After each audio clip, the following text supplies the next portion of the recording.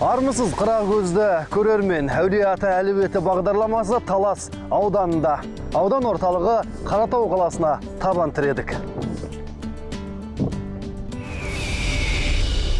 Талас ауданы Жамбыл облысының оңтүстік батысында орналасқан әкімшілік бөлік. 1928 жылы құрылған. Халық саны 55 мың адам. Аудан аумағындағы 23 елді мекен, бір қалалық, бір кенттік және 11 ауылдық әкімшілік округке біріктірілген. Аудан орталығы Қаратау қаласы. Тараздан солтүстік батысқа қарай 100 шақырым жерде орналасқан. Халықтың күнкөріс тіршілігі биыл Талас ауданы негізінен ауыл шаруашылығы дамыған аудан. Ол жерде бұл ауданда 4 түлік малдың барлығы бар. Жоғарғы мына талы өңірлеріміз Қаратау өңірі, ол жерде өндіріс ошақтары орналасқан. Бұрыннан Шолақтау тау кен өндіріс орны ошағы орналасқан. Ол тұрақты түрде жұмыс істеп жатыр. Сонымен қатар кейінгі мынау индустриялық аймақтарды дамыту мақсатында Қаратау қаласында Талас Инвест компания жауапкершілігі шектеулі серіктестігі, Жамбыл Недр жауапкершілігі серіктестігі, сонымен қатар Қаратау Про жауапкершілігі шектеулі серіктестігі жұмыс атқаруда. Бүгінгі күн Талас ауданының әлеуметтік экономикалық өмірі жарқын күндерге толы. Өйткені ауданда жаңа инвестициялық жоба іске қосылған. Бұл Қаратау Про жауапкершілігі шектеулі серіктестігі. Мәрмәр ұнтағын өндіретін зауыт 2015-2019 жылдарға арналған. Қазақстан Республикасының индустриалды инновациялық даму мемлекеттік бағдарламасы аясында жүзеге асырылды. Аталмыш жобаның құны 1 миллиард 946 миллион теңгені құрайды. Жобаның жылдық қуаттылығы 110 мың тонна. 2015 ақпанынан бастап осы зауыттың іргетасы қаланып, шетелдік оборудование алдық Италиядан, Манфредини деген компаниядан. Соларды жерге бәрі монтаж жасап, бітіп 2017 жылы ақпанында, наурыз айында завод іске қосылды. Енді бүгінгі таңға завод 2017-тен бастап әлі тоқтамай істеп келе жатыр. Карьерде бір 21-22 адамда жұмыс істейді. Заводтың өзінде қазір қосымша службалармен 65 адамда жұмыс істейді. Май айынан бастап, 2018 май айынан бастап, өзі жаңа проекттің мощності қуаттылығына өзін кіріп, соны қазір бүгінгі таңда сол производительмен жұмыс істеп жатырмыз. Қаратау Про деп аталатын бұл зауыт мәрмәр тастарын өндіріп, құрылысқа қажетті 7 түрлі өнім шығарады. Қазіргі таңда зауытта 68 жаңа жұмыс орындары ашылып отыр. Бүгінде зауытқа итальяндық құрал жабдықтар орнатылып, карьер толықтай геологиялық зерттеуден өткізілген. Зауыт ағымдағы жылдың қаңтар-маусым айларына 14357 тонна мәрмәр ұнтағын және 511 тонна мәрмәр үгіндісін өндіріп, жалпы өнім көлемі 105 миллион теңгені құраған. Мұна тау болып үйіліп жатқан тастардың барлығы мәрмәр. Бұл зауытқа 30 шақырым жердегі Үшбұлақ кен орнынан әкелінеді екен. Енді бұл тастардың қалай ұнтақталатынын көзбен көрейік.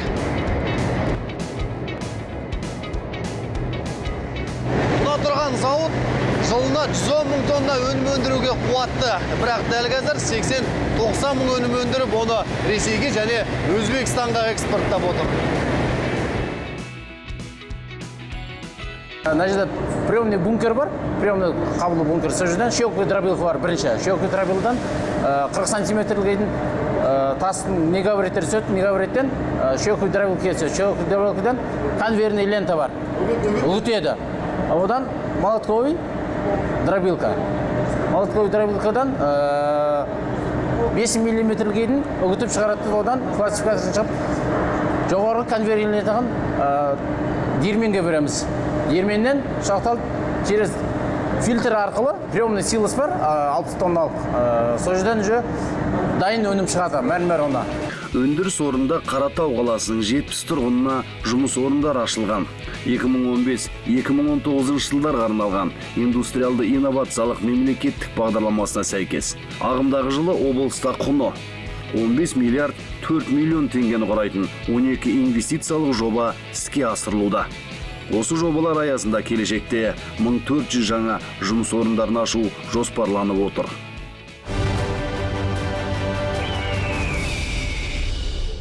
Қаратау қаласында биыл жаңа баспанаға көшіп, қоныс тойын тойлап жатқан ағайын көп. Түсірілім тобы жаңадан берілген үйлерге келе жатыр. Біз дәл қазір Қаратау қаласының 5-ші Ақшам ауданындамыз. Мына үйлердің барлығы кеңес үкіметі кезінде қараусыз тастап кеткен тұрғын үйлер болатын. Биыл бұл үйлерге жөндеу жұмыстары жүргізіліп, реконструкция жасалып, тұрғындарға қолданысқа берілген. Барлығы 348 пәтер. 2018 жылдың қыркүйек айында Қаратау қаласының 5-ші мөлтек ауданындағы нөмір 51-ші көп қабатты тұрғын үй пайдалануға берілді. Қазақстан Республикасының тұрғын үй қатынастары туралы заңның 74-ші бабының 1-ші тармақшасына сәйкес мұқтаждар есебінде тұратын азаматтарға тізімде белгіленген кезек ретімен берілуде. Тұрғын үйдің жалпы ауданы 4500 шаршы метр, 70 пәтерлі тұрғын үй. 2018 жылы тұрғын үй кәсіп полностью бітіп, осы бізде Талас ауданы әкімдігінің тұрғын үй коммуналдық шаруашылығы және жолаушылар көлігі балансын теңгеріне берілді. Тұрғындар кіргізіліп жатыр. Аха, енді ары қарай жаңа коммуналдық шаруашылық бөлімі өздері кілттер таратып өздері беріп жатыр. Тұрғын үй бағдарламасы бойынша облыстық бюджеттен 226 миллион теңге ақша бөлінген. Құрылыс жұмыстары 2017-2018 жылдар аралығында жүргізілді. Бас мердігер Тараз монтаж электросварстрой жауапкершілігі шектеулі серіктестігі. Біз осы 5-ші мөлтек аудандағы 51-ші үй. Осы үйде бюджеттік үйімді үй кезегінде тұрғанмын, 5 жыл тұрдым. 5 жыл тұрып осы үйге қол жеткіздік. 3 бөлмелі үй, өте жақсы, көріп тұрсыздар. Отбасымызбен тұрамыз, 3 қызым бар, жолдасым бар. Үшеуміз осы үйде тұрып жатырмыз.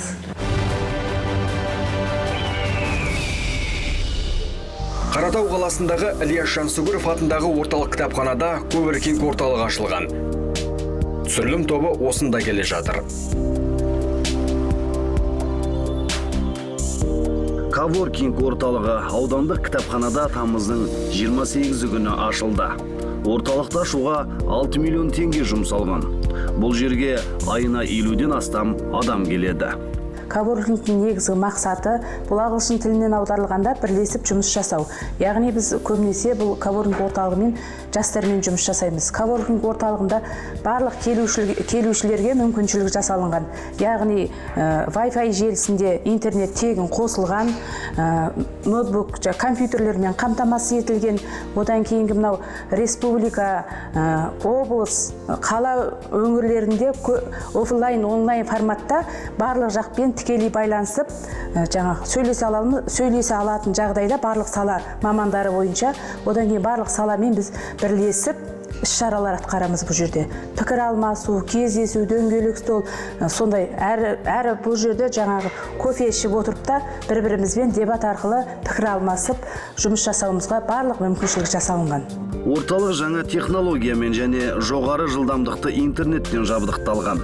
Мұнда келушілер дөңгелек үстелде түрлі тақырыптарда семинар, дәрістер және тренингтер өткізе алады. Одан бөлек жаңа орталықта шахмат, дойбы, тоғызқұмалақ ойнауға болады.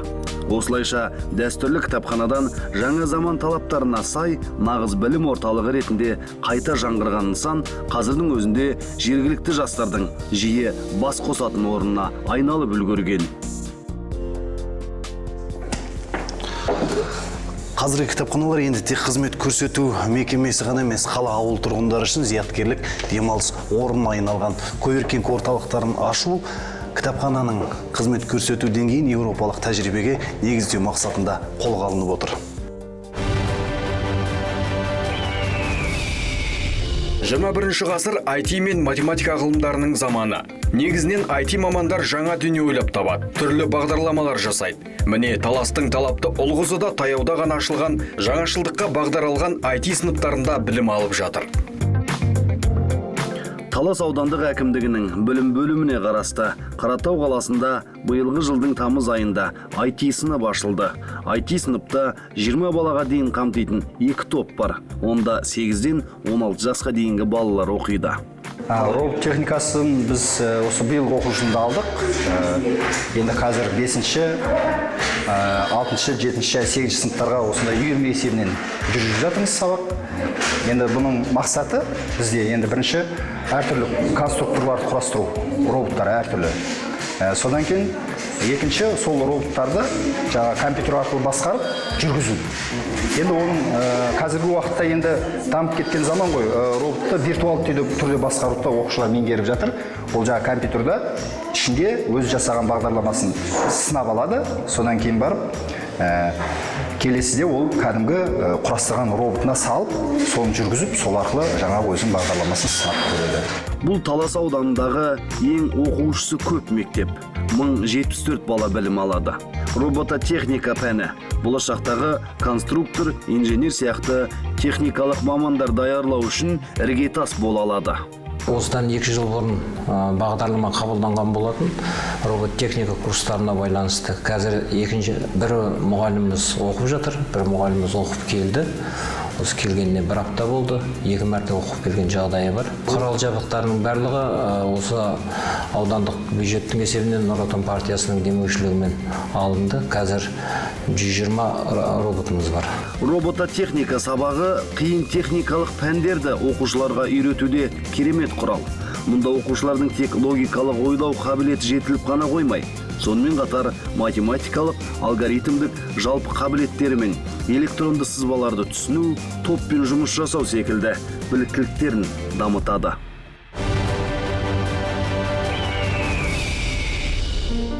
Елдана балабақшасы баланы бауырмалдыққа баулыған тәрбие ошағы. Түсірілімдік топ Қаратау қаласындағы бұл балабақшаны айналып өтпеді. Тәрбие мен білім егіз. Мектеп жасына дейінгі балаларды дамыту мәселесі мемлекеттік саясаттың ажырамас бөлігі. Егемен еліміздің талабына сай, мектепке дейінгі тәрбие мен білім беру, қазіргі заманға сай өнерліде өнегелі ұрпақ тәрбиелеу. Білімді жан-жақты тәрбиешілердің еншісінде. Балалардың тілін дамыту үшін жаңа әдістер мен технологияларды өз тәжірибемізде қолдануға ізденеміз дейді Елдана балабақшасының меңгерушісі. Балаларды тәрбиелеу Қазақстан мемлекетінің жаңағы ғылым министрлігінің бағдарламасына сай жұмыс жасаймыз. Ол 5 оқу іс-әрекеті бойынша әрбір топтың өзінің оқу іс-әрекетіне байланысты жоспары бар.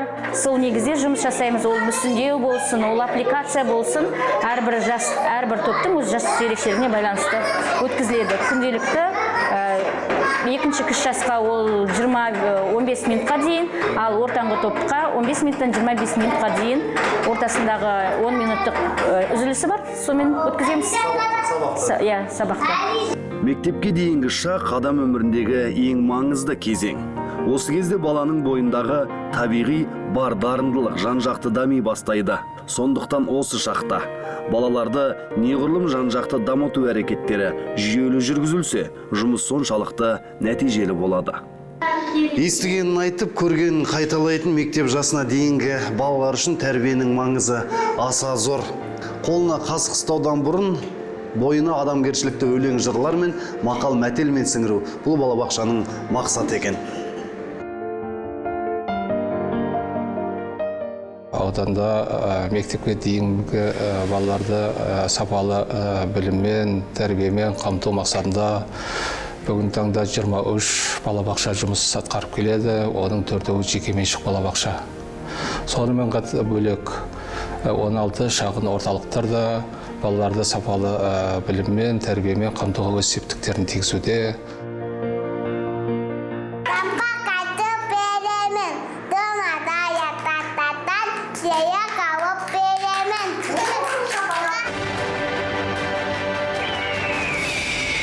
Жер асты мен үсті байлыққа толы Талас жері болашақта еліміздің аграрлы өнеркәсіпті өлкесіне айналар сөзсіз. Ауданның аса талас өзендері жарып өтетін, балабақшадағы баласы тағылы мен тәлімді танып өтетін.